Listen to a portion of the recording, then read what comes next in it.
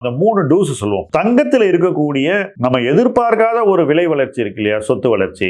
Gold 20% இருந்துன்னு வச்சுக்கோங்களேன், இன்னைக்கு அது இந்த வளர்ச்சியில 35 அப்படின்னு வளர்ந்துருக்கலாம். கரெக்டா? கடந்த 2 ஆண்டுகள்ல அந்த வளர்ச்சி வந்திருக்கு. அப்போ 20-35 ஆகும்போது நம்ம என்ன பண்ண முடியும்? ஒரு 5 வெளியே எடுத்து வேற சொத்து வகையில போடலாம். அது ஈக்விட்டியா இருக்கலாம், டெட்டா இருக்கலாம். தேர்வு செஞ்சு வேறு ஒரு சொத்து வகையில போடலாம். சிந்திச்சு செய்ய வேண்டியது.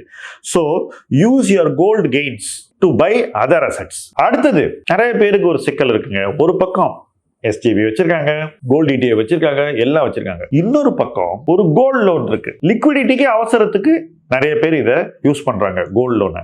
ஆனா இந்த நேரத்துல நம்ம கிட்ட இருக்கக்கூடிய கோல்டு இன்வெஸ்ட்மெண்ட்ஸ்ல ஒரு பகுதியை வித்து இந்த கோல்ட் லோனை அடைச்சிட்டு நம்ம நகையை வெளியே எடுத்துடணும். இது 2வது டூ.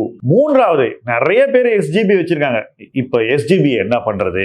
சில மாதங்களுக்கு முன்னாடி 5 ஆண்டுகள் நிறைவடைந்த எஸ்ஜிபி எல்லாத்திலையும் பணத்தை அரசு திருப்பிடுச்சு. நினைவு இருக்கா? அந்த பணத்தை நிறைய பேர் என்ன பண்ணாங்க, கொண்டு போய் கோல்டு ETFல போட்டாங்க. அது அன்னைக்கு ஓரளவு கரெக்டான ஒரு முடிவாக அமைந்தது. பட் எல்லா நேரத்திலையும் இந்த எஸ்ஜிபி பணம் திரும்பி வந்து அதை கொண்டு போய் கோல்டு ETFல போடுறதுங்கிறது சரியாக அமையும் என்று எந்த கேரண்டியும் கிடையாது. பல நேரங்களில் அது தவறா கூட அமையலாம். சோ இப்போ எஸ்ஜிபி உங்கள்கிட்ட இருக்கு, உச்ச விலையில இருந்து இப்ப கொஞ்சம் தான் கோல்டு இறங்கி இருக்கு. உங்க எஸ்ஜிபி நீங்க வித்தீங்கன்னாக்கா அது 2 ஆண்டு காலத்துக்கு பிறகு நீங்க விற்கக்கூடியதாக இருந்தால் long term capital gain apply ஆகும். Long term capital gain apply ஆனா நீங்க வெறும் 12% டாக்ஸ் தான் பே பண்ணணும்.